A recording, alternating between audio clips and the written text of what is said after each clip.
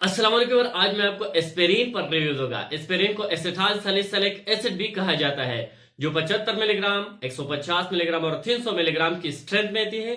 इसकी different brand होती है, जैसे डिस्पेरिन है, एस्कॉर्ड है, लोफ्रिन है। लेकिन इसका जो पॉपुलर ब्रांड और पुराने ड्रग इसका है डिस्पेरिन, जो डिस्पेरिन के नाम से बहुत ज्यादा मशहूर है। ये मेडिसिन एंटी प्लेटलेट मेडिसिन है, जो ब्लड वेसल में जो क्लॉट बनती है खून की, इसको प्रिवेंट कर देती है, इसको मना कर देती है। साथ ही सेट रूप से इसका ताल्लुक है जो दर्द को और बुखार को कम करने के लिए इस्तेमाल किया जा सकता है और बेहतरीन और पुरानी मेडिसिन है, बहुत पुरअसर मेडिसिन है। आज मैं आपको इस डिस्पेरिन टेबलेट पर कंप्लीट रिव्यू दूंगा, लेकिन इससे पहले अगर आप हमारे चैनल पर नए हैं तो सबसे पहले इस चैनल को सब्सक्राइब करें।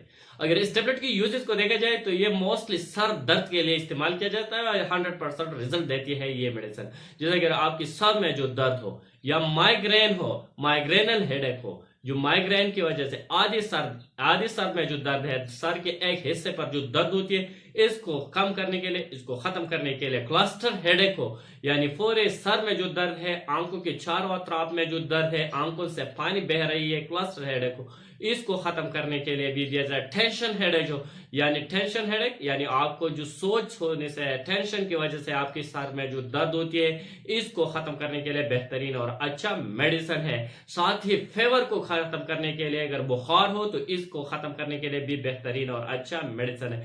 आर्थराइटिस हो, जैसे अगर आपकी जोड़ों में जो दर्द हो, जोड़ों में जो सूजन हो, इन्फ्लेमेशन हो, ये है जोड़ों में जो दर्द होती है, इनको खत्म करने के लिए, रेमाटोइड आर्थराइटिस हो, इसको खत्म करने के लिए भी दिया जाता है। हार्ट डिजीज में इसको दिया जाता है। हार्ट डिजीज में इसकी वजह से जो ब्लड है वो क्लॉट नहीं होती, ये खून को पतला कर देती है। ये एस्पिरिन खून पतला कर देती है, जिसकी वजह से जो क्लॉट बनती है इसकी चांस कम कर देते हैं। इसलिए हार्ट रिलेटेड डिजीज में दिया जाता है। हार्ट अटैक के बाद, एंजाइना के बाद ये मेडिसिन जारी देता है, क्योंकि ये मेडिसिन इस मेडिसिन के इस्तेमाल से जो ब्लड क्लॉट की जो चांस है वो कम कर देते हैं, इसलिए हार्ट डिजीज में दिया जाता है। एक्यूट कोरोनरी सिंड्रोम, ये हार्ट अटैक रिलेटेड एक बीमारी है, जिसे चेस्ट, सीने में जो दर्द होते हैं, चेस्ट पेन होती है, सीने में दर्द होते हैं, सांस लेने में दुश्वारी होती है, मरीज पर पसीना आती है, चेस्ट में दर्द है, हार्ट रिलेटेड डिजीज होती है, इसमें दिया जाता है। इसको प्रिवेंट करने के लिए, हार्ट अटैक को प्रिवेंट करने के लिए, ब्लड क्लॉट को प्रिवेंट करने के लिए इस्तेमाल किया जा सकता है। साथ ही फीवर और बुखार को खत्म करने के लिए बेहतरीन और अच्छा मेडिसिन है।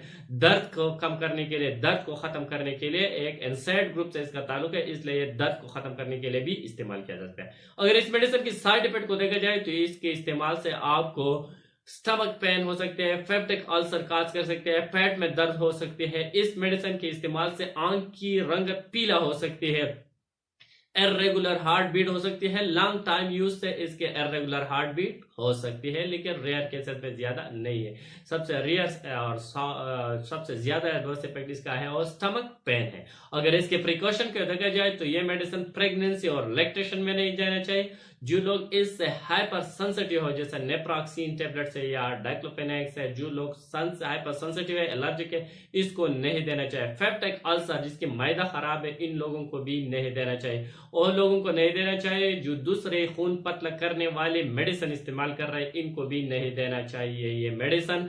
साथ ही ये मेडिसिन सिर्फ और सिर्फ डॉक्टर के प्रिस्क्रिप्शन के साथ आप इस्तेमाल कर सकते हैं। अगर इसकी डोज को देखा जाए तो ये 75 मिलीग्राम, इसका जो एवरेज डोज है वो 75 मिलीग्राम एक टेबलेट रोजाना खाने के बाद इस्तेमाल करना होगा। एक टाइम 24 घंटों में एक बार इस्तेमाल करना होगा, दिन में एक दफा।